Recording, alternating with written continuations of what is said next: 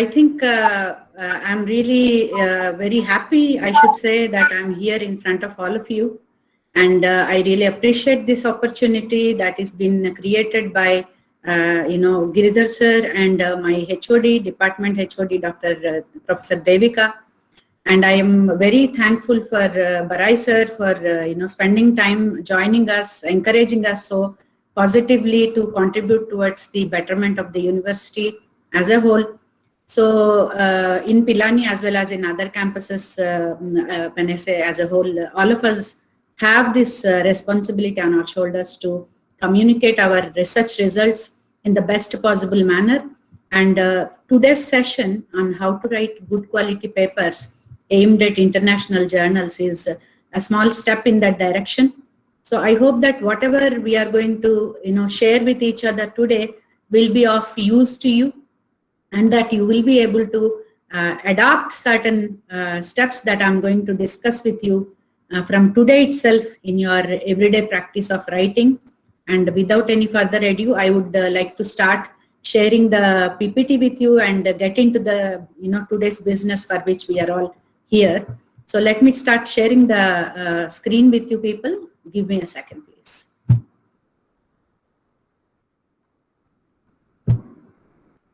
Okay, I just need 1 second. Yes. So when you can see the screen, kindly confirm to me.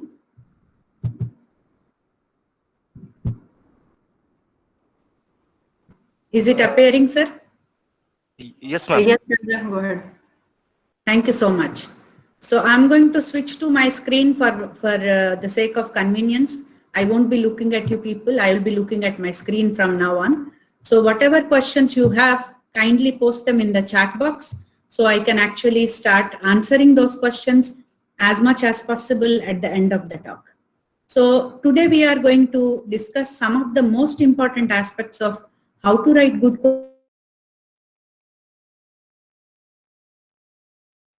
understand. Before we go ahead into the actual steps and all, we need to understand what is this good all about, for who is going to actually see the good in our papers. So basically, when we are looking at any kind of paper, whether it is a technical paper, whether it is a review paper, whether it is an original research paper, whichever way you are writing your paper, you want to actually keep one thing in mind. That one thing in mind is your audience. So who is going to be your audience? Who is going to be the reader for your paper? And whether it is good enough for them or not, it's something that you need to actually think before you complete your paper and submit it to the journal of your choice. So starting, definitely very important that you think about your own self. Whatever is good for you as a writer, whatever is exciting for you, as Professor Barai mentioned, however difficult or easy it is, if it doesn't excite you, you're not going to feel one with it. So you need to have that first attachment to your passion about your research, and whether it is good for you or not is what you can always determine based on how attached you are with your subject, with your research. And what about the editors and journal, associate editors who will handle your paper and all those things? So for them also, you need to think twice before you send your paper, whether it is good enough or not. When I say good enough or not, I don't mean to say that it needs to be extraordinarily good, otherwise you cannot part with your paper. That's not the meaning at all. The meaning is that it needs to be a very professionally dealt with kind of an idea that can be appreciated by people across the different levels, including your audience, readers, your editors from the journals that you want to publish your paper in, and all the other stakeholders that might be relevant in your case. So what is good here is very clear.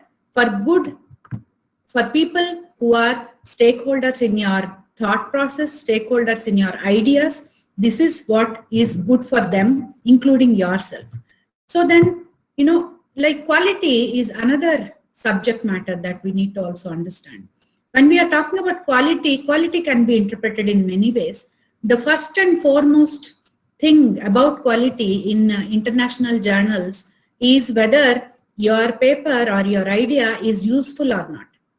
Again, when we are talking about usefulness, we are not talking about for this person or that person. We are talking about whether your paper is relevant, it is actually applicable to the current scenario or to the future scenario, to the betterment of the social world or the scientific world, or both.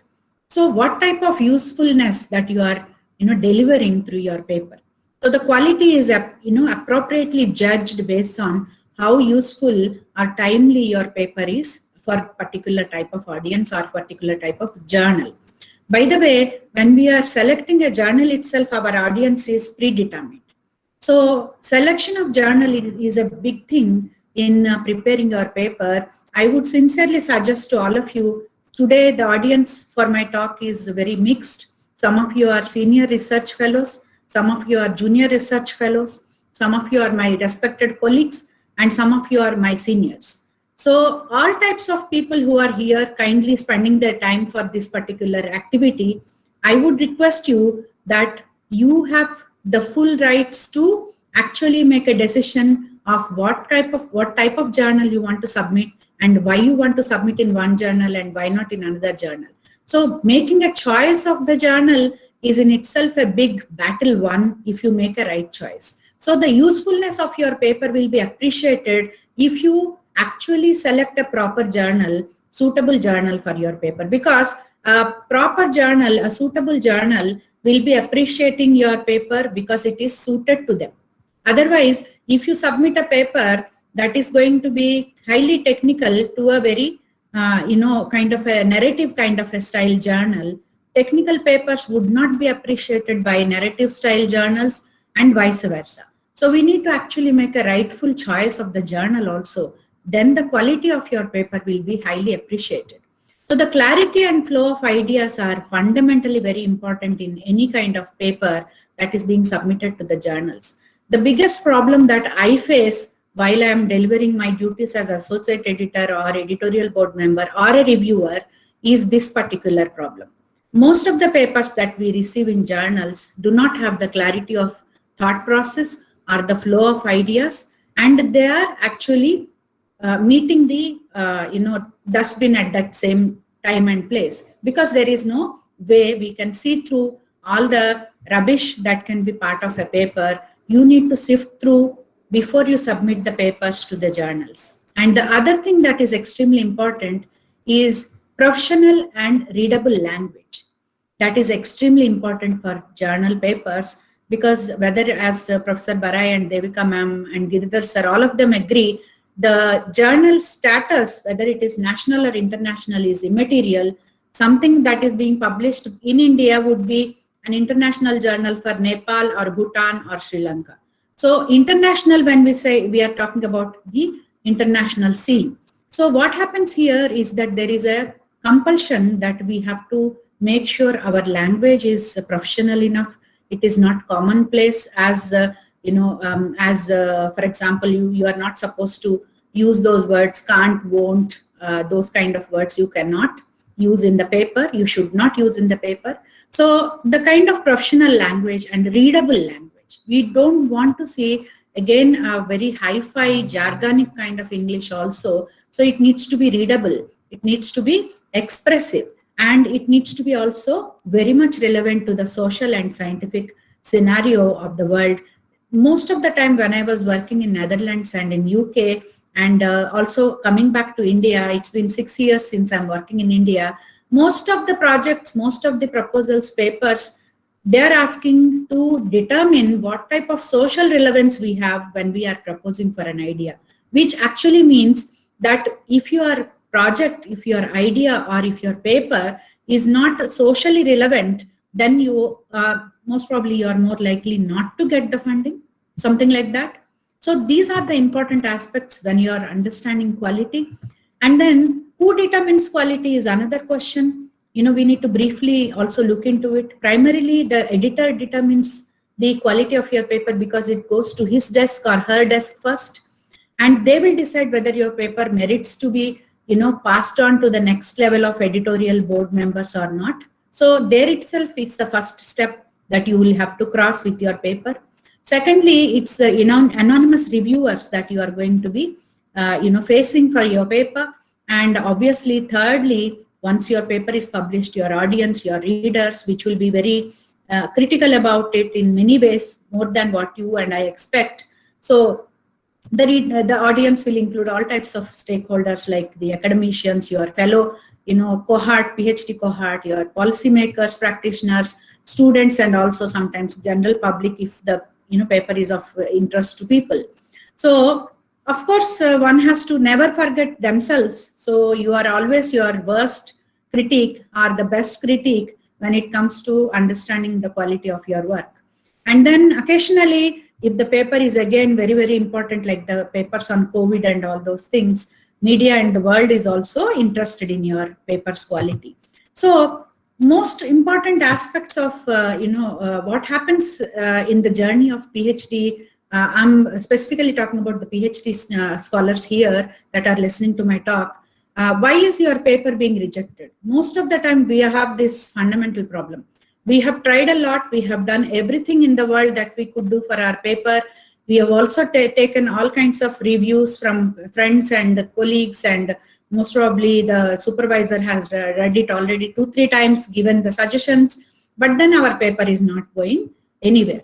So what is the problem? The problems can be multifold. Quickly, one major problem that happens in your case, if your paper is being rejected, is because it's not actually fitting the journal scope or aim, whichever journal you have selected. You need to revisit whether your paper is suitable there or not. So it will be appreciated there or not. That is your fundamental, decision that you need to take.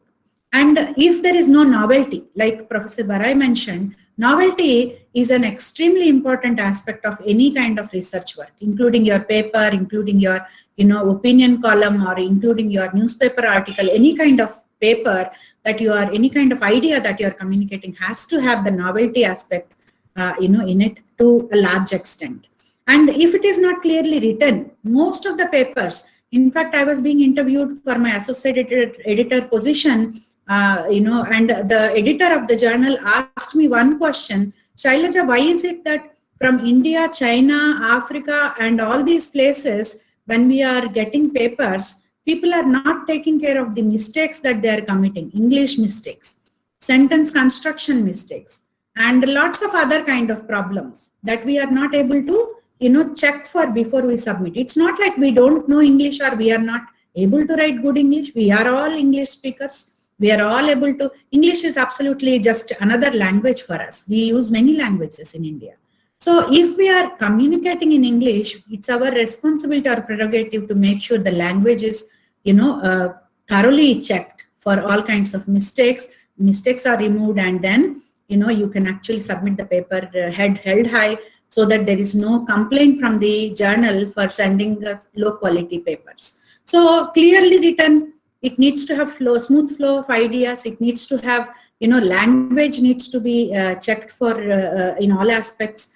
Too many jargons are also not good. Many people might think complicated stuff gets appreciated more because people don't understand it. Probably it's true, but not anymore, not any longer. So if you are using too many jargons, you are not appreciated in any kind of good journal, international journal. And misplaced concepts. For example, yes, I think last week I reviewed one paper which actually used simultaneously or interchangeably used the concept of price and expenditure. They are two different concepts. When somebody is mixing price and expenditure in one paper repeatedly, the reader or the reviewer will have no choice but to reject the paper, because you cannot really go forward with this kind of confusion, because the author himself or herself is not clear what they want to communicate. So clarity of thought process is very important. Lengthy sentences are a strict no-no for a international paper, journal paper. Sentences need to be succinct, they need to be precise, and they need to have a clear meaning in it. Not too many meanings or not too many thoughts in one sentence, but one or two related thoughts in one sentence would be suffice. Grammatical mistakes, of course, I'm not even going there. Too much repetition. This is another factor which rejects, gets your paper rejected.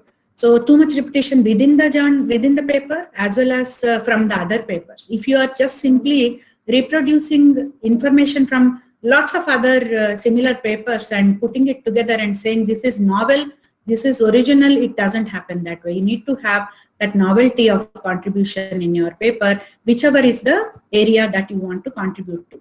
So not of immediate relevance to the journal. That means, if something is going to one journal and the journal is not ready for your paper, but they know another journal in the same publishing house, they will be willing to or kind enough to transfer your paper. You should opt for that service, article transfer service. And editing of your paper is extremely important. I don't know what you do when you are submitting your papers, guys, and ladies, of course. You need to have your papers edited with somebody who has good command over English, spoken and written English. So, and it should be also, it needs to be also something that harbors some kind of fruition of ideas. It needs to be, the ideas needs to be maturing in your paper. They should not be abruptly left, alone. They should not be underdeveloped, because then the paper is not ready for publication. So plagiarism, of course, no need to even mention it also, but also, forgetting it can be a big issue. Plagiarism is a big, putting off kind of factor. Please try to check for those things before you let your paper go. So now coming quickly to the structuring of a paper, obviously we know, structures of papers are pretty universal, basic if you look at it, but depending on the disciplinary divide, we all know that there are certain elements in a paper that are included, certain elements are not included. So you need to just keep a pinch of salt when I'm talking about the structures, that paper should follow. So first, the foremost, title, followed by abstract and keywords and introduction, methodology, review of literature. These are all very, basic primary sections. Now, results and analysis of results, some people keep them together, some people separate them, and some people keep discussion together with conclusions and policy recommendations, and some people separate them. And all kinds of different possibilities exist in structuring a paper. But now we will go through each and every part of the paper structure. So first thing that we require to understand is, before we go into the details, what is a research paper in the first instance? What do we, why do we write research papers? What do we want to accomplish? So if you look at it in a very, common, in a common parlance, a research paper is something that is a meaningful and a comprehensive discussion of a single idea or a couple of related ideas. I would strongly suggest not to combine too many ideas. Even if you have too many ideas that are exciting, equally exciting, and you are not able to make a choice which one to keep, which one to leave, I would sincerely suggest you never ever include more than 2 ideas in one paper.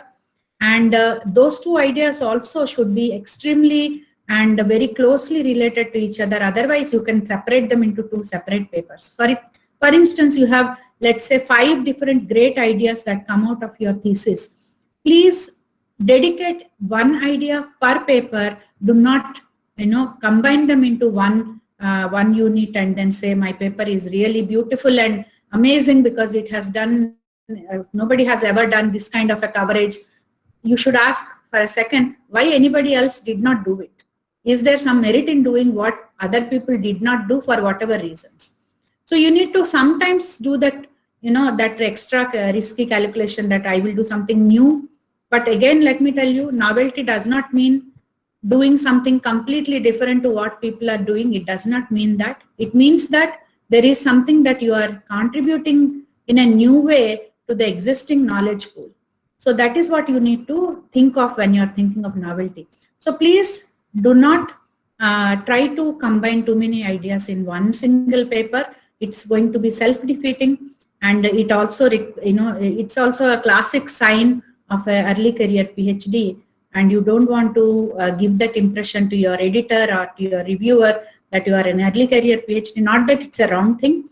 It is actually very great time in life. PhD, contrary to what you people might think, is a honeymoon period in an academic's life. once you finish your PhD, you have a lot more on your plate, and you will not have the luxury of time and dedication and concentration that you have at the current moment in your PhD life. So it's not bad to be early career PhD, but that's not enough. You need to always show that maturity. You need to gain that maturity, and you can only show what you have. You cannot show what you don't have, especially when it comes to writing a paper. So a central question or a hypothesis or a single issue, as I mentioned right now, is to be investigated in one single paper. And definitely, I highly recommend you that you should flag that issue or that problem or that question in the introduction part of the paper. We will come to the introduction part in a minute. So it could be developed in a storytelling or narrative format for maximum impact. As Barai sir also mentioned, storytelling is the most impactful technique of telling any story. It could be a story of gravity. It could be a story of superconductivity, or it could be a story of microorganisms. A story is always more powerful, and the reader will be more captivated by a story rather than by a very technical or dry kind of paper. Of course, technical papers need to also learn how to interweave the story format into them. So it could be developed in a storytelling or narrative format, or any other kind of format that you think is very impactful for the reader, and to communicate the research results and the analytical conclusions, and definitely to further your knowledge domain, is what a paper is supposed to be contributing to. That's why we write papers. Now, coming to title, before I say anything else, Giridhar sir, kindly remind me before the 10 minutes before my time limit. That would be very helpful for me, because I can continuously talk and not remember the time. Yeah, please go ahead. Yes, thank you. So when we are looking at the individual parts of the chapter, not the chapter, I'm sorry, the paper, the first and foremost thing is your title. Why is title very important? I can hear some echo. Kindly check if somebody is, using multiple windows or something. Okay. So what happens in a title is that whether we realize it or not, most read part of your paper is the title. And when people are actually reading your title, when they're going through your title, they're making that split decision whether to go into the paper or not. So the whole concept of appearances are deceptive, all those things don't apply here. Your title must be very, very clearly written, very, very directly communicating to the readers, because the first thing they are going to look at is your title and make a decision whether to get into the paper or not. Maybe if they're convinced with the title, they will go to the abstract, and when the abstract actually convinces them, they will go into the paper. So title is the foremost important thing in your paper, and that will actually tell the reader whether they want to go inside or not. So it also aids in decision making, as I just mentioned, and it should definitely contain a few keywords, if not all of them. Without the keywords mentioning in the title might be slightly misplaced or misleading for the reader, or for the editor also for that matter. So you need to have certain important crucial keywords that you want to reflect in the title itself, and usually you should avoid using acronyms or anything unless the acronyms themselves have become words in the common parlance because of overuse or something like that. But otherwise, try to avoid the acronyms in the title itself. And as I mentioned just now, the title should be that kind of a mirror to your mountain of a paper, because that mirror will actually tell the person whether they want to get into it or not. So it could be, title could be taking different forms. It could be a statement, like for example, I can give an example of, let's say, sustainable development indicators in building smart cities for India. So this can be a statement as a title, or it could be a question whether sustainable development indicators will be useful to build smart cities in India. That could be a question. And it could be also an explanatory title, for example, role of sustainable development indicators, colon, a case of India or Indian smart cities. So it could be any type of format, but it needs to actually speak up what is supposed to be communicated within the paper, and the title should be a reflection of what the paper stands for and vice versa. It cannot be any way other than this. And writing an abstract. Many people have too many ways of doing abstract preparation, but I will be able to tell you a couple of models that abstract can be written. A standard model I am communicating with you now. A standard model is when you are writing an abstract, you need to actually start thinking, as I said again, it is the reader who is audience, who is the shopping consumer for your paper. So when the consumer is actually coming for a paper shopping, you have to actually convince them with your title and abstract. These are the only two chances you have, so that the consumer is in your pocket, otherwise you have lost them. So why should anybody read our paper for that matter? That's a very honest and straightforward question. We need to have that much open-mindedness that our audience should be given the primacy and comfort of getting attracted to the paper and also reading the paper without any regrets at the later part of at the end of the paper. So we need to give an abstract that is reflective of what the paper is also standing for.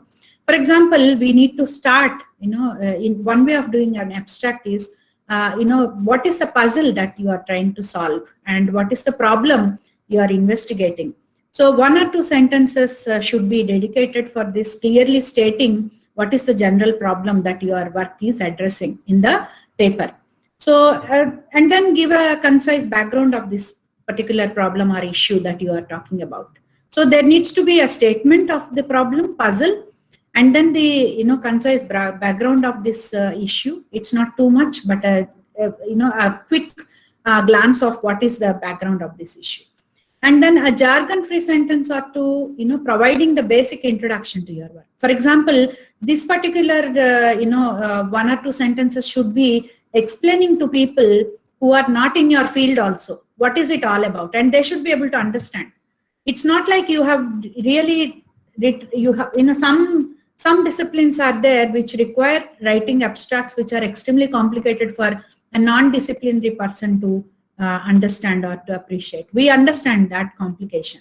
But as long as possible, as much as possible, the role of science is to be useful to the people of the world.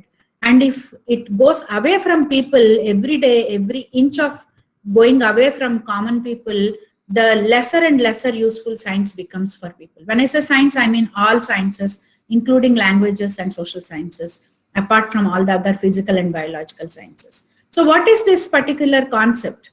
Usefulness, relevance. You need to actually communicate in readable, understandable language is what we are trying to tell you.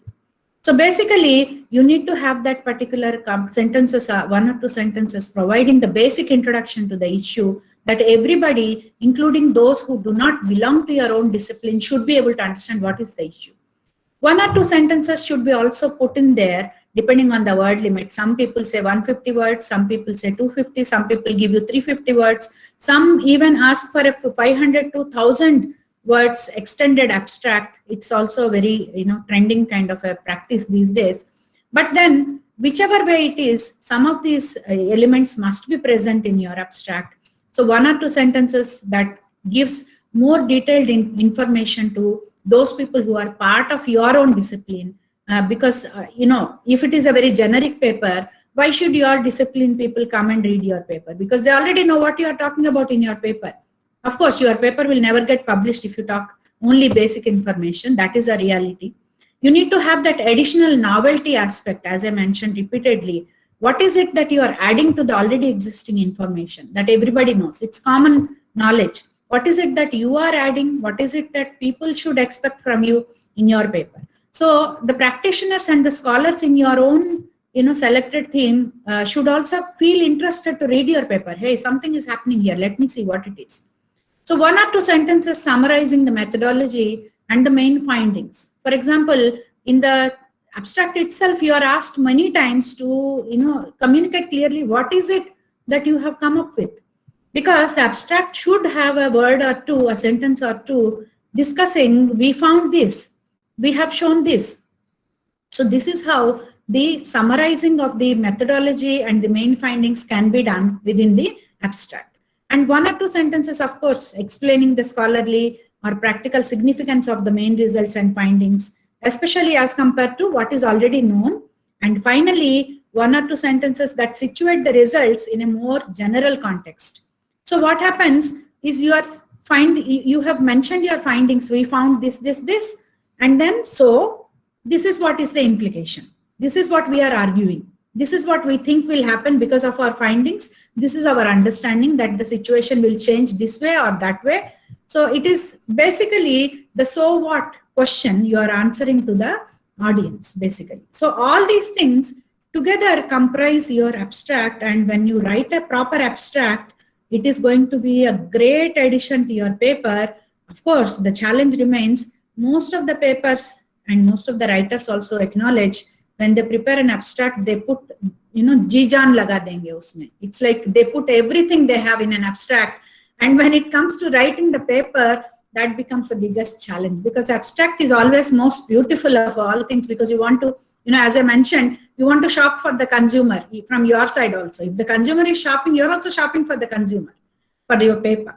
So what happens here is that there is this, this particular, trade-off between abstract quality and your paper's quality. So essentially, I would advise you prepare an abstract that is more reflective of your paper quality also, and aim for a higher quality abstract, thereby aiming for a higher quality paper. That is how it has to be.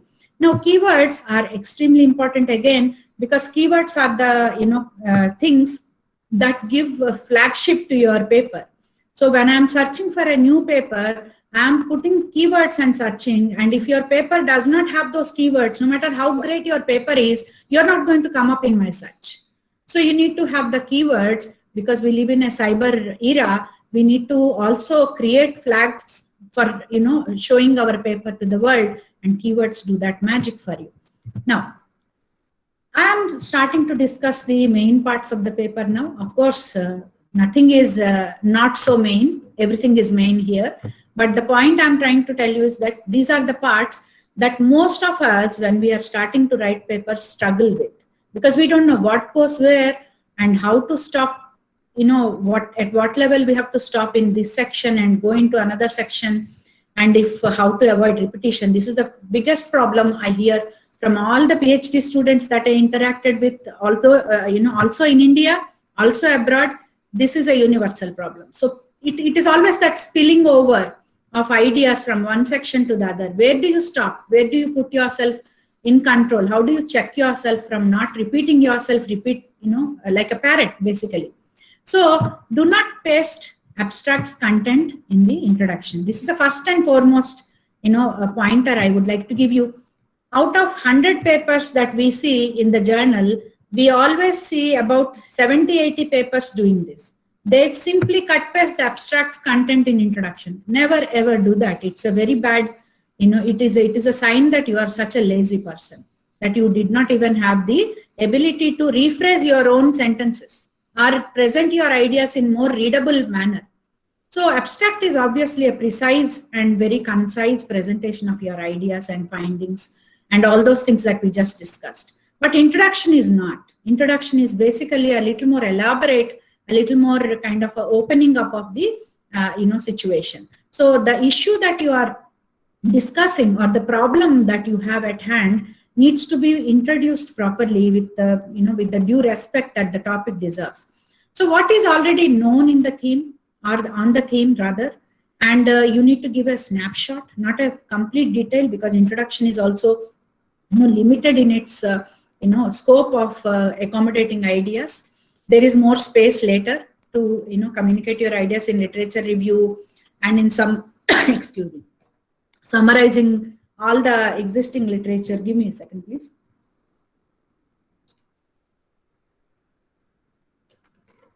So what happens here is that you have the kind of already existing knowledge that you want to also give to the reader, because many of the readers of your paper most probably are also fellow PhD students. There should be one mention here, I must tell you people.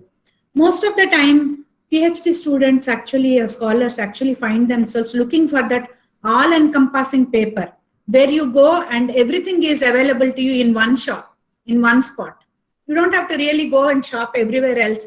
Everything that you require is given by this paper itself. Have you ever found such papers? You cannot, because a paper by design is aimed to contribute in depth towards one or two ideas, not a all comprehensive papers. Of course, all comprehensive papers exist, but these papers are those review papers, 60, 70 pages long, and these are those massive papers that researchers try to produce as a part of their long, research journey, academic journey. But as a PhD scholar, this is also an opportunity for you to understand when there is not a suitable paper that you are looking for. Probably you could actually start, taking up that challenge and creating that particular, if not exactly everything encompassing in it, but at least some parts of it that you can bring together and publish as a single piece. So that can be done, and you start doing it in the beginning of your thesis, and it will also evolve along with you and your thesis. That's how it is. But what is already known on the theme should be mentioned in your introduction in a very snapshot kind of a manner. And what is that paper is aiming to accomplish is also supposed to be, mentioned in a short description. So what happens is that reading these things, you should be able to understand why. The reader should be able to understand why they should read your paper. Okay. So what happens here is that the reader is trying to gauge or trying to understand why should they spend time for your paper. And also you should give an introduction the relevance of your paper to society and science. Just give me a second. I think I'll switch off my fan if you don't mind, because it's making my throat dry. Yeah, that's much better. Okay. So what happens is your, what is the relevance of your paper to society and science is something that you have to also, give in the introduction itself. And also you need to give what are the main contribution that you want to, present in your paper in the introduction. It's all going to be in a very, short and concise manner. It's not going to be like running into number of pages. It doesn't. But you need to somehow accommodate with a precise English without any mistakes and with a proper planning on what type of information you want to give in the introduction. Now, some people actually believe that structuring, of the paper should also be discussed in the introduction itself. And some people think it's a waste of words. So whichever way you want to do it, with the consultation of your supervisor, you should be able to do that. Now, so then comes the methodology section. The methodology section is essentially explaining to people how you did your research for this paper or for the larger project of your PhD. So how you engaged in this particular research. So it needs to be very clear. It needs to be robust, and you need to have a discussion of your methodology in a very, kind of exciting manner if it is possible, because many people think that methodologies are, there is nothing to write about methodology, not too exciting part of your paper, but that's not true. Methodologies are extremely important in, determining the quality of your findings and the reliability of your findings. So you need to give that due respect and give that space to your methodology section also. And the rationale for using this methodology should also be accompanied at the same place. And methods of data collection, experimentation, and data production, these are extremely important. Again, you need to give a good, fair amount of description there. And the methods of data management, if it is relevant, because some disciplines, data management is as important as data collection and also data analysis. So, and then the most important thing in some disciplines, including social sciences and, different, medical kind of fields, is the researcher's bias, where the self-reflexivity of the researcher comes into picture, and the researcher is expected to actually reveal if there are any biases. And for that matter, my personal opinion from my experience, I don't think that there is any science in this world which is biasless. probably, I don't know. I mean, some people might say the hardcore sciences are biasless, but we all know that even the sciences are done by humans only, and humans are biased. So that way it is definitely we work to minimize the bias. That is different. But then one has to acknowledge that the bias is real and then minimize the bias. That's how it should be. Okay. So review of literature is, extremely important in majority of the papers, whether they are, papers relating to any kind of a particular theme development or any original research, primary results discussion papers or any kind of papers. The review of literature is extremely important, and what is known in your problem and all these things that we mentioned briefly in the introduction, if you remember, it has to come in detail here. So the context and the background of your research or the theme needs to be explained very well here in this particular section, and what is unknown should be identified, and what is missing. When we say unknown, we mean to say that something is missing, something is not matching up, something is not adding up. So what is missing? How do I fill the research gap? And at the same time, we have also to show to the reader that why it is important to fill this particular research gap.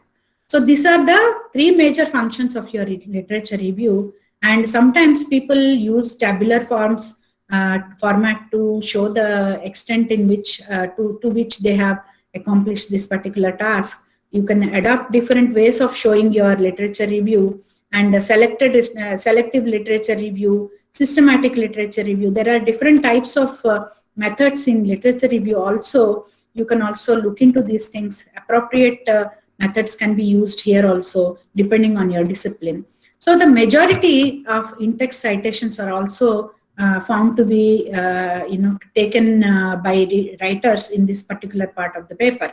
So if you have like a little more than what you require, don't worry. It's always good to acknowledge as many, existing scholars as possible that have worked in your field, and then to summarize. It's not like you have to spend a lot of time in literature review also. You need to time as in lot of space of words in literature review also. You need to give the summary of these main themes and then give the context, and central idea of the paper should be developed through these discussions. And as I mentioned just now, it needs to be a precise discussion. Again, you don't have the luxury of making it too lengthy, or you should not try to deliberately keep it too short, because that also shows that you did not pay enough attention to the development of your theme. And results and analysis of results. This is yet another extremely important section where PhD scholars are finding difficulties in determining what comes where and what goes where. So basically, results are basically the findings, important findings of your study or your paper. You simply have to say, this was found, this was found, this was found, etc. And you can also say, instead of repeating the same concept or same phrase, phrase, you can use the other phrases like our study finds, we show, and we found. These kinds of things can be made taken into usage, and the equivalent of these phrases can also be brought in, henceforth, or consequently, thereby. All these things are also the same kind of expressions that you can use. The central contributions need to be flagged through this particular results section, and results section will also be conveniently clubbed in many papers with analysis of the results themselves. So what happens is, analyzing the findings or these results, once you have the results, the next question comes immediately is, so what? You have the results. So from here, where to go from here?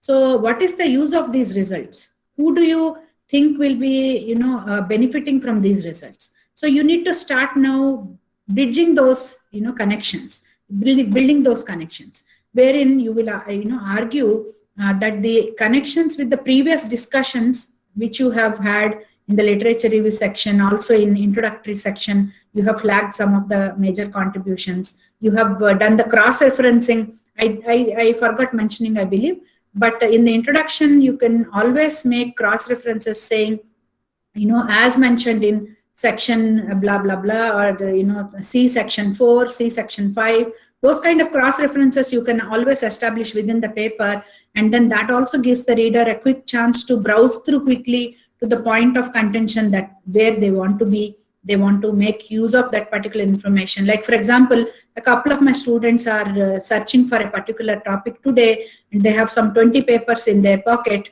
Now they have to quickly sift through. So how do they quickly sift through? They will actually try to look at papers, and whether the papers are indicative, they are actually showing the cross references within the paper, so they can cut short on the time spent in searching for the material they want. So basically, it's you have to always put yourself from the reader's perspective, so your paper becomes readable. That is the primary most key of making a good quality paper. That you have to remember always. So analyzing the findings to establish the connections with previous discussions you had in literature review section and other places. And you can use expressions like, based on the findings and results, we argue that so and so is likely to happen in this case, in this scenario. So this is how you have to discuss your results and the analysis of results. As I mentioned already, you may take them together or you may separate them depending on the kind of need you have in your paper. So concluding remarks and policy recommendations, again, many people after reading the abstract quickly go to the concluding remarks section, because they want to see what is it that the paper is arguing for. What is it the paper standing for, basically? What is the final conclusion the paper wants to portray to the world, to the readers? So based on the results, analytical findings, you should discuss the options for future action as well as policy recommendations.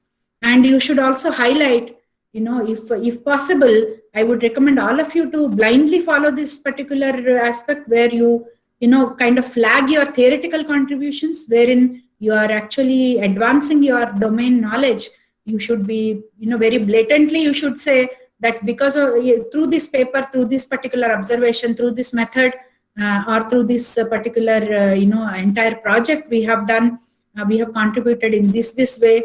You should go ahead and actually talk about what you have done without any reservation. You should be, quite open. You should not feel humbled, or you should not put yourself backwards saying, how can I say we have established this and that? You should say that. You should say in conclusion, what is it that your paper has actually argued, or what is it that your paper has demonstrated successfully, or if the paper could not demonstrate, that is also a very valid finding.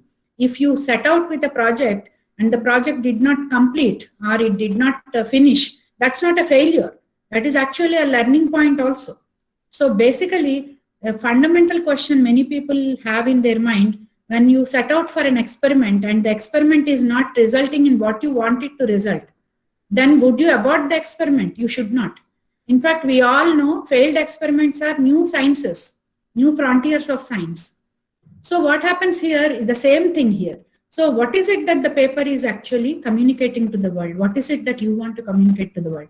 So you could highlight some few theoretical as well as the methodological contributions. Now, what is a methodological contribution? Methodological contribution is that which actually advanced the knowledge pool with a particular innovative methodology. So if you think that there was something you could not accomplish otherwise, for example, a student of mine, she wanted to use video and photo journals in order to establish the progression of a particular pastoral community. Aishi Malhotra, she is working with me. She is working on a pastoralist community in Himachal Pradesh. So she is actually documenting the pictures of these people to reflect the anthropological. It's almost like storytelling through pictures, basically. So you have innovative methodologies that actually reflect a lot what you cannot write in words or what you cannot express in theories. So methodologically, if you have contributions, you should be able to also talk about these. And of course, cross-reference from the introduction part should be used here also. So feel free to put cross-references across your paper, within your paper. That's what I mean to say. So reiterate the central puzzle again. Again, don't feel shy. Reiterate the central puzzle that you have taken up. You have announced it in the beginning in the paper, in the introduction. What is the central puzzle of the paper that you are going to solve? Bring it back here. And you establish how you solved it and how your paper has actually successfully advanced the knowledge in the domain, and point the way forward and the possible policy-based actions to be taken to the concerned parties. Because if a government official or a NGO person is reading your paper for ideas to implement in real life, there should be ideas, enough ideas, robust ideas that can be taken up by these people. So you need to go ahead and put forward your your thoughts and your suggestions, policy recommendations in the end of the paper, in the concluding remarks and policy recommendations. And a paper that starts on a query, as I mentioned, if you are starting with a question, for example, very beautiful papers that I've read in my life have always started with a central question. And they have solved the question, or they have, without solving the question, they have ended up asking subsequent questions, even more important questions. And so the journey goes on. So what happens is that you can start a paper with a query and you may or may not be able to answer the query, but if you are finding new queries in the process, that's not at all, problematic in my view and in many other people's view. So a query is always very, very important, and the journey to answer the query is what we call as research. So in that sense, we have, research paper is doing a great service for us, for our academic communities and different disciplinary people. And again, I need to tell you people, the world is for interdisciplinarity and social relevance, scientific relevance. Everything is very, very important here. You cannot anymore sit through your own discipline and say, I don't want to look anywhere else. I'm happy with my own discipline. No, that's not going to work. Because as you can see, COVID is a multidisciplinary problem. It's not a medical problem. So everything in the world is multidisciplinary, and why should we be not multidisciplinary? So these are the important things. And let's just also see quickly referencing and bibliography. These are also very, very tough places where people fail often in their PhD journeys, especially in the beginning of their PhD and in the middle of the PhD, and very rarely at the end of the PhD also. So appropriate referencing styles are extremely important when you are preparing the paper to submit it in a particular journal of your choice. You need to always first inquire after making the decision of the journal that you want to submit your paper. You should actually start writing the paper after making the journal decision. If I were you, I would do that always. And you should always do the appropriate referencing style based on the journal's guidelines. Bibliography is what we all have to be very careful with. The list of sources that were used in the in-text citations must be present in bibliography and vice versa. So follow the journal-specific style. Of course, no exceptions there. None of the journals, exempt anybody from breaking this particular rule. It is a compulsion.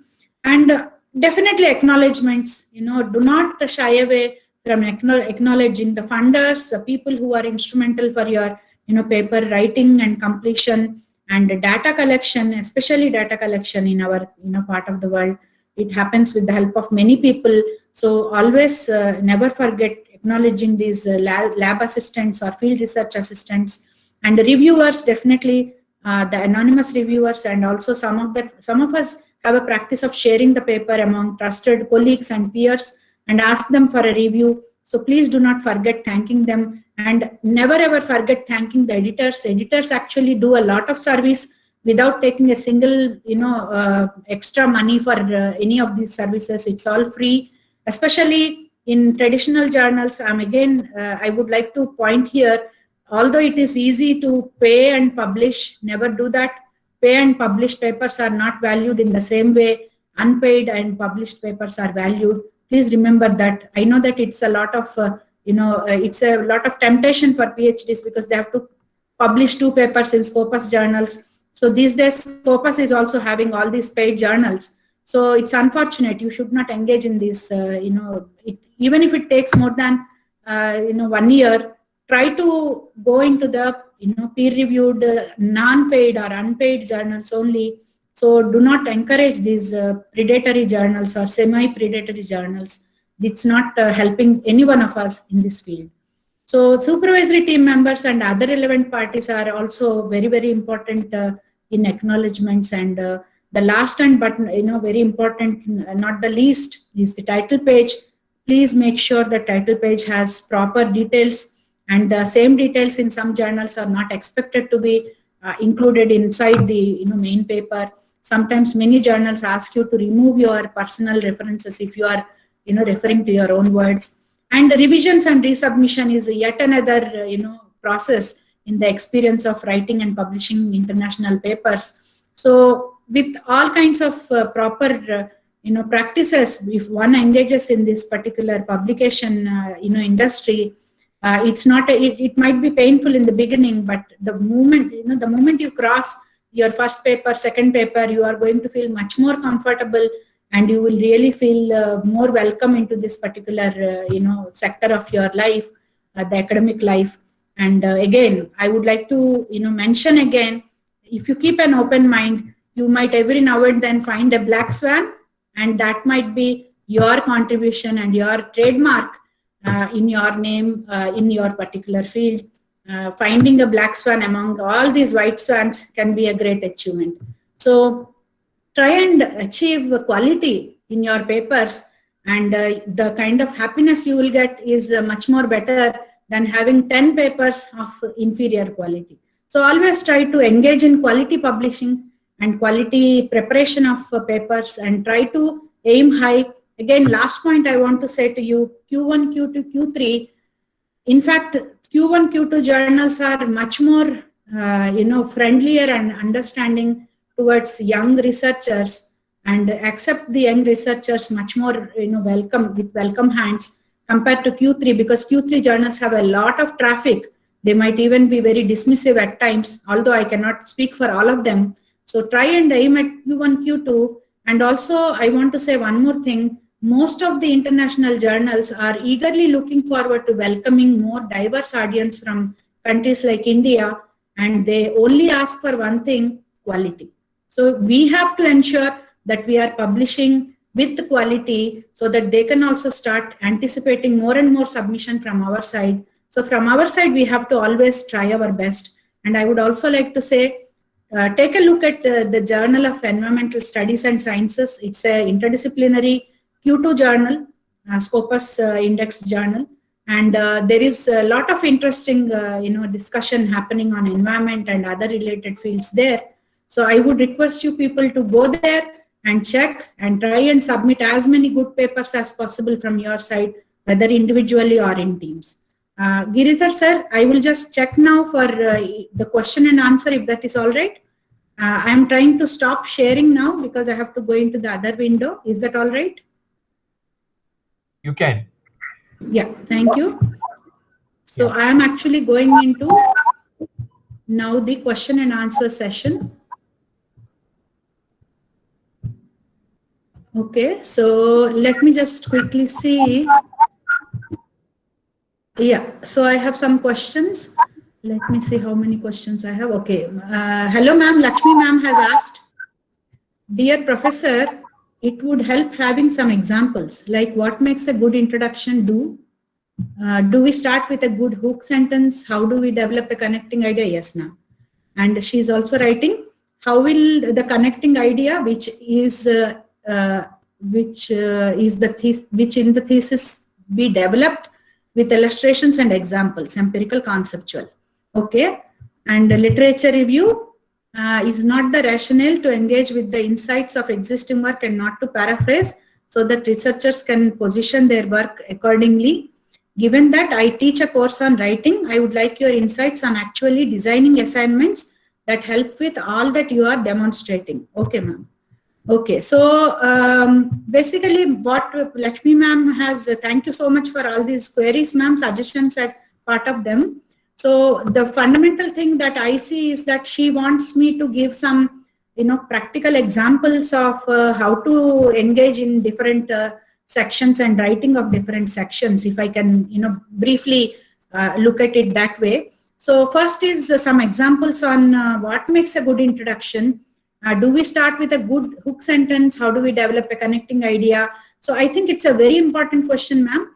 I would like to say that it's always a good strategy that people start with a central, research question asking that particular research question as a first sentence. That could be quite a dramatic kind of an entrance to the paper for the reader. So you can be dramatic in your paper. You're allowed to be, to make the maximum impact. But then once you build up at a higher stage, higher level, if you start, you have the prerogative to keep up the excitement. As Professor Barai mentioned, it needs to be that particular exciting kind of a journey when somebody is reading your paper. So how do you maintain that excitement if you are opening up with a question that is controversial, that is thought-provoking, that is challenging to the existing knowledge pool? That can be a great beginning for a paper. Again, as I mentioned, you need to then take it up and slowly dissipate that particular anticipation into more smoother journey of ideas, and then again build it up at the end of the paper. You again tie it back to what the introduction is saying. If you look at the structure of a paper, it's almost like that hourglass. Hourglass opens up at this level and it comes in the middle of the paper where you are giving the findings, succinct findings. And again, after the findings are given at this particular place, you are again opening up from here, from the wrist onwards, it's again opening. And then you are opening up. If the findings are here in the middle, you are saying, so what? If the findings are here, so what happens? What are the implications for the society? So, Lakshmi ma'am, would you suggest one example that from your field? You can speak up by switching on your mic.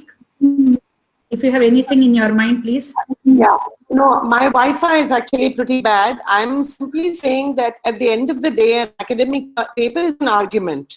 At the end of the day, I think what an academic paper does is to illustrate an argument. So I think at the very beginning, we could start, as you said, dramatically with an anecdote, with a provocative question. But at the end of the day, the introduction at the very end has to say, this is my thesis. And you proceed to, in fact, you proceed to illustrate it. So I was just saying that I'm sharing my own, I enjoy teaching writing to a bunch of PhD students. So I think it'll be very interesting if both of us, Pilani and Goa, can actually think of designing assignments to make this workable. Because, I think it would be very, very useful for all our students, I think. Yes, ma'am. In fact, in my own, thank you for the intervention. I appreciate it. And I really welcome the idea also. I do it in my own courses, my SOPs and my FDTS, and also in classes. In my regular courses, I give assignments to students. They have to write paper reviews and they have to write self-study assignments by going through 20 papers. So they do all this in-text citation. It's a lot of work for them, but I want them to be good quality researchers should they decide to become a researcher. I think it's a very valuable thing you're doing, and it's very good to share this with you. Thank you.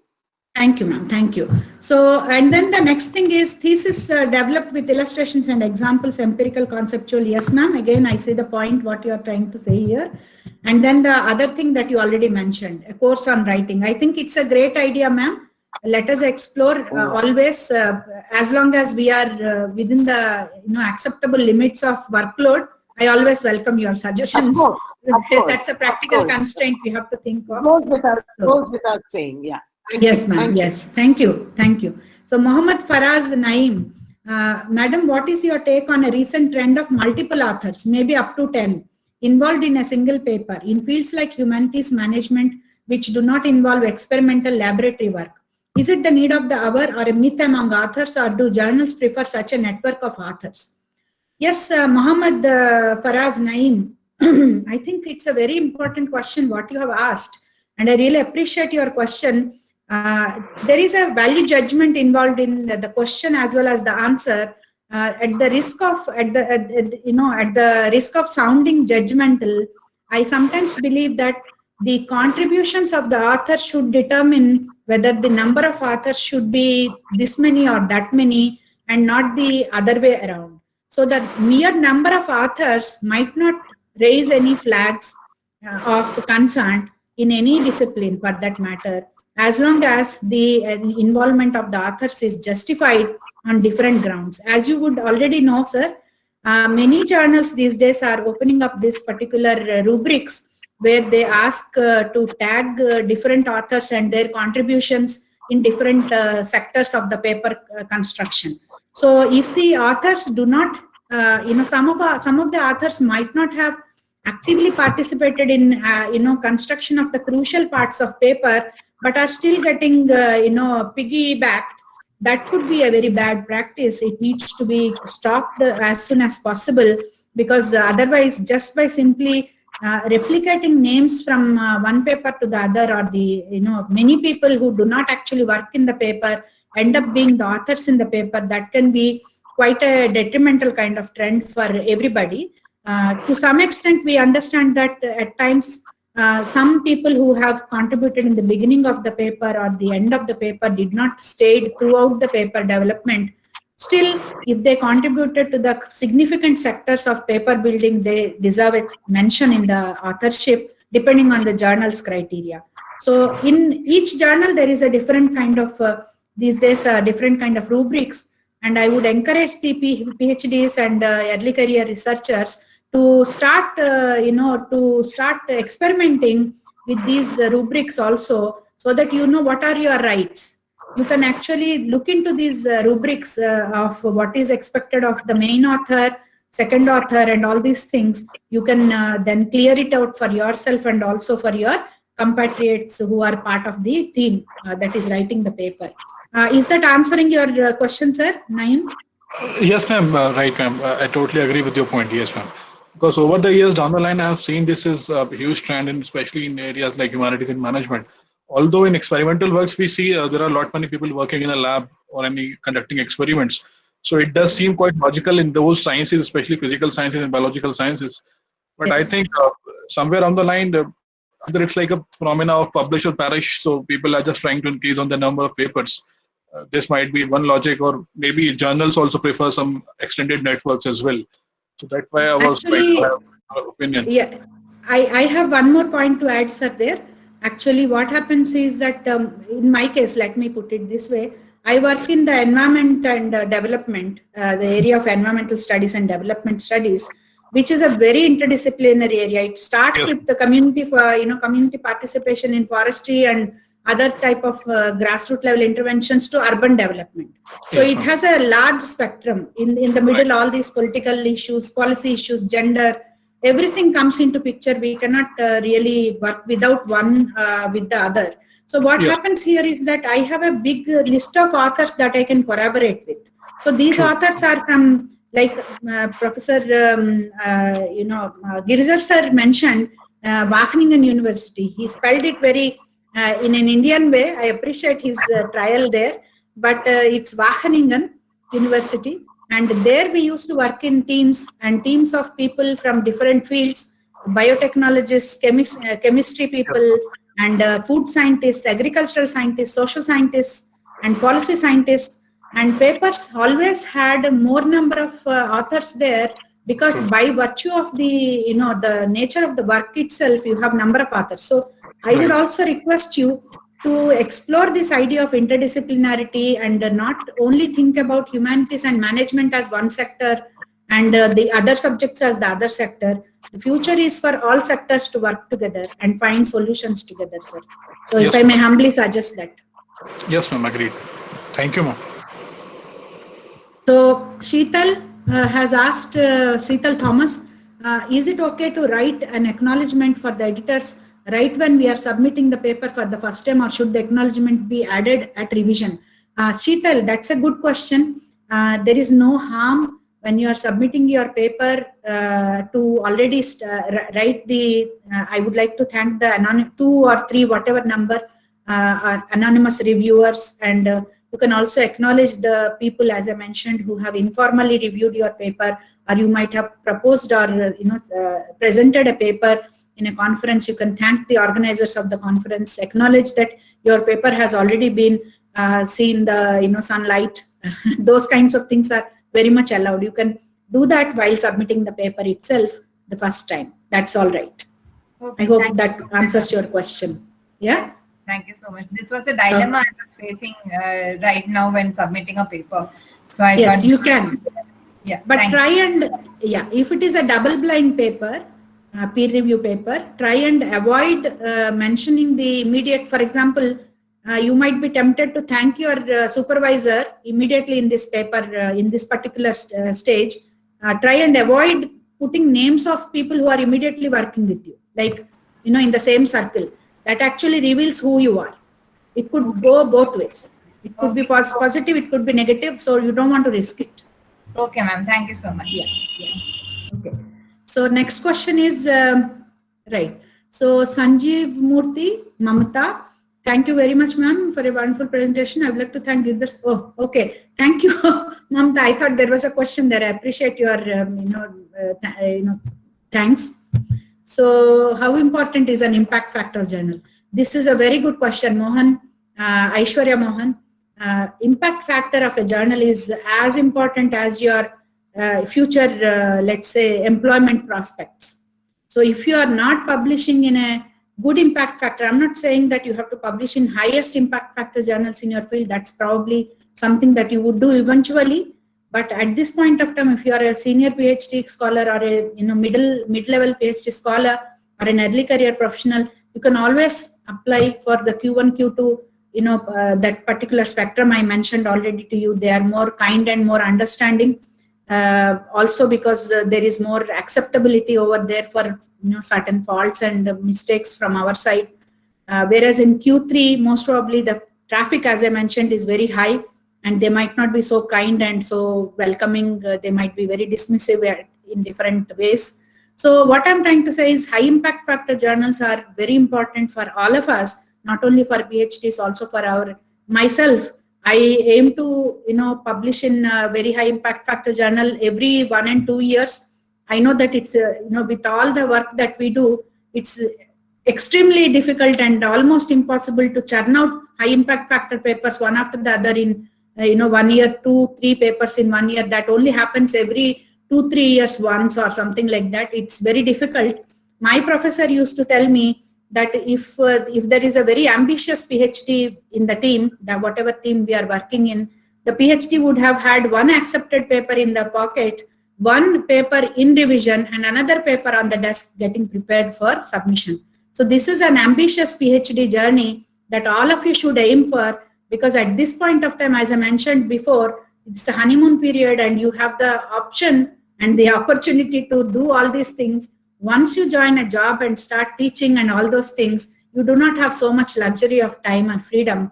So this is the time for you all to actually prepare yourself, buckle up, and then do good work and start churning out papers in good impact factor journals. I would not say high impact factor, but good impact factor journals. And another thing that is very important is the citation possibilities.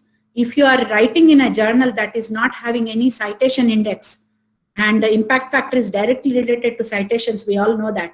So if your paper is not likely to be cited, then you are doing a disservice to yourself and the team that have spent time with you in writing those papers. You have always, you need to make a choice of publishing in a place, in a journal where you are most likely to be cited.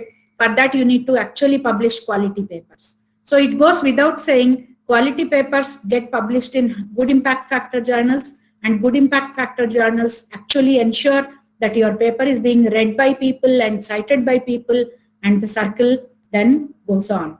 So this is how one has to always aim. So yes, Shraddha Kochar, what did she write? Could you elaborate on the difference between abstract and introduction? Shraddha, that's again, I think I have covered it well, but I would again repeat for you in a brief manner. So what happens in abstract is you are giving everything in a precise, concise manner, and you have 4 or 5 different functions that an abstract fulfills. So the first function is giving a snapshot of what is your central contribution, what is the problem you are working on, and what is the general background of the problem in 1 or 2 sentences, and what are your final concluding remarks in a very kind of concise manner again. So basically speaking, your abstract is that snapshot, as I mentioned in the slide. It's like a mirror to your mountain. So if the mountain is very big, the mirror shows the mountain in a small frame kind of a thing. So the mirror is showing exactly what the mountain is, but it does not actually need to be as big as the mountain itself. So abstract is also something like that. It needs to show what the paper is about, but it need not be as big as the paper. at the same time it needs to do justice in reflecting what the paper is meant to communicate to the reader. And a reader is always making a decision of whether to read the paper or not, because reading the paper, as Barai sir also mentioned, and Girdhar sir mentioned, and Devika ma'am also mentioned, is not a small task. It takes a lot of time. And why would anybody spend so much time when they don't know what is coming in front of them? So abstract actually gives that feel of what is to come in the paper. So that needs to be an abstract for you. And introduction is slightly elaborate. It has the space and the opportunity to get into the finer details, if not as much as literature review does. But definitely introduction has a slightly open kind of an attitude.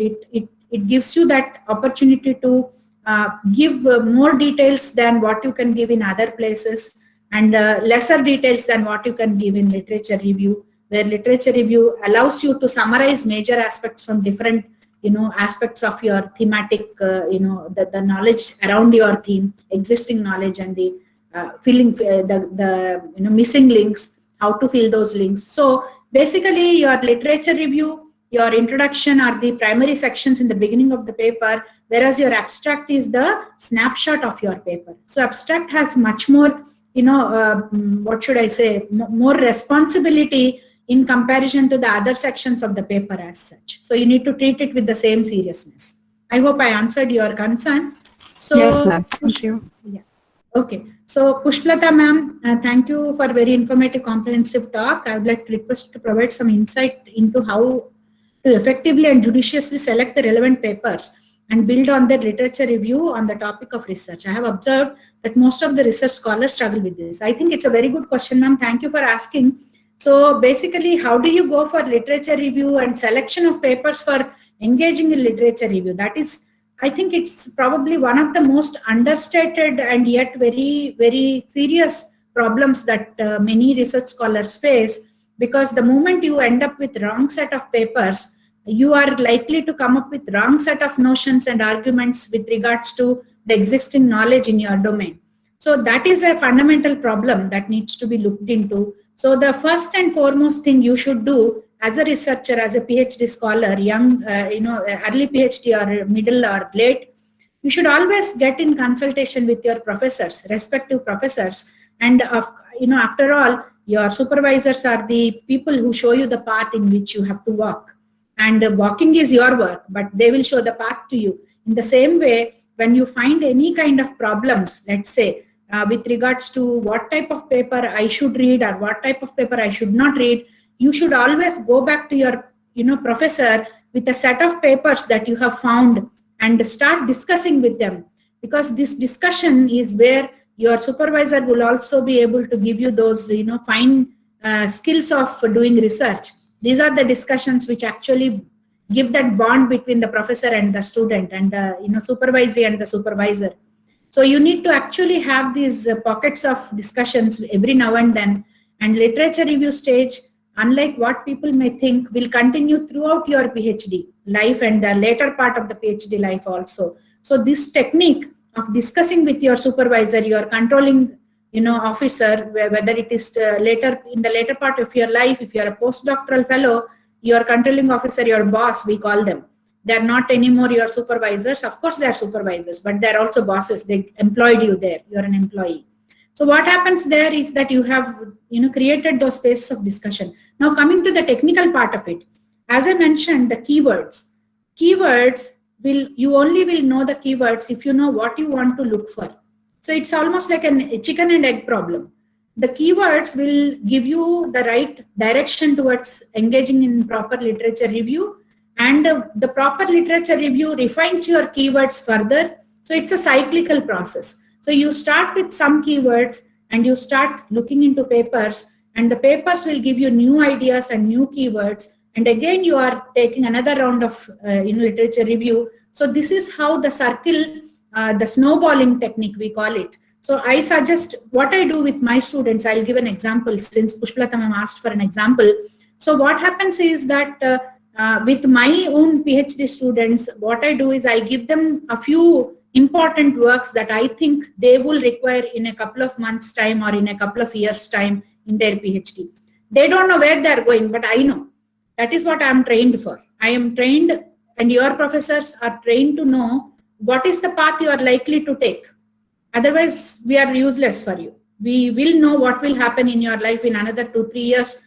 And after that particular point of time, where you want to go, how you want to excel is in your own hands.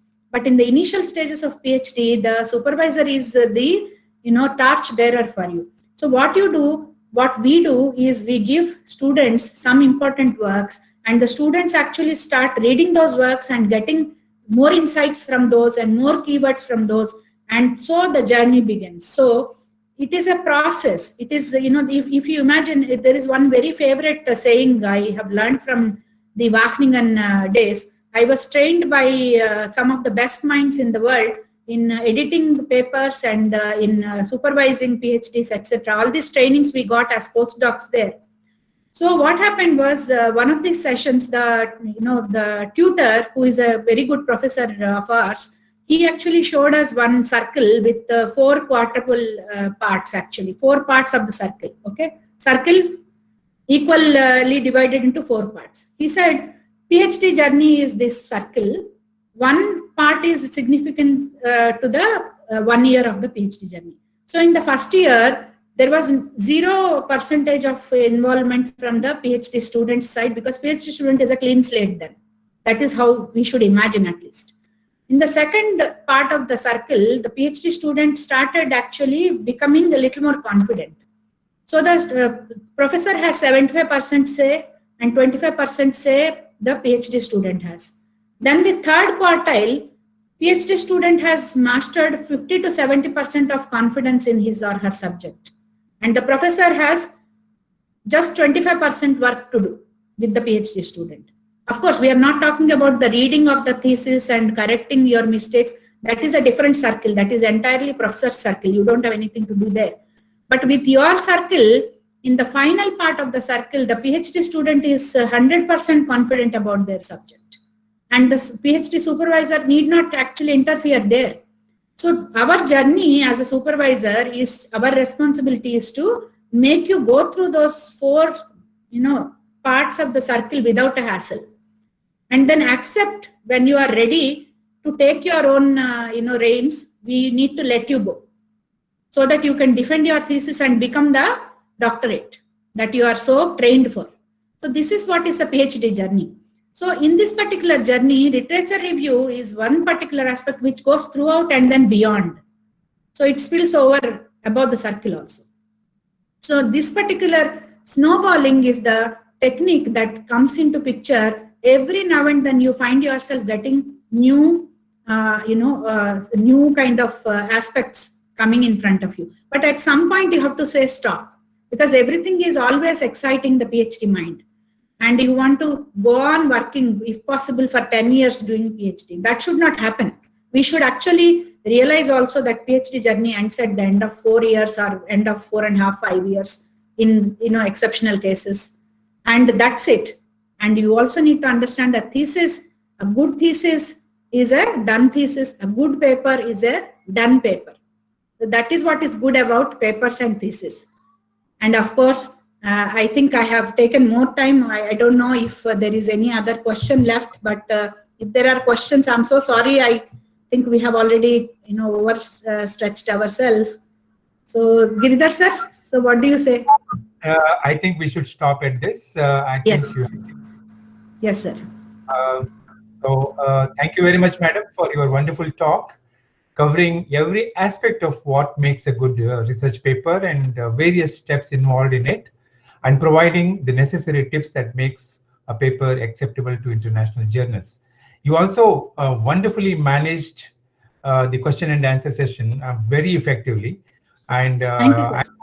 Yeah, and I'm sure our audience today have found your talk extremely useful, and use those tips while writing their papers, keeping quality in mind.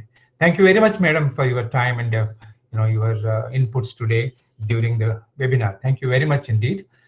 I want to thank every one of you, sir, actually, for giving this opportunity. Before our Professor Afzal takes over, I thought I should say thank you to everybody, all the participants and all the organizers, my HOD and Professor Barai and everybody. I really thank you all for this wonderful opportunity. Thank you. Yeah.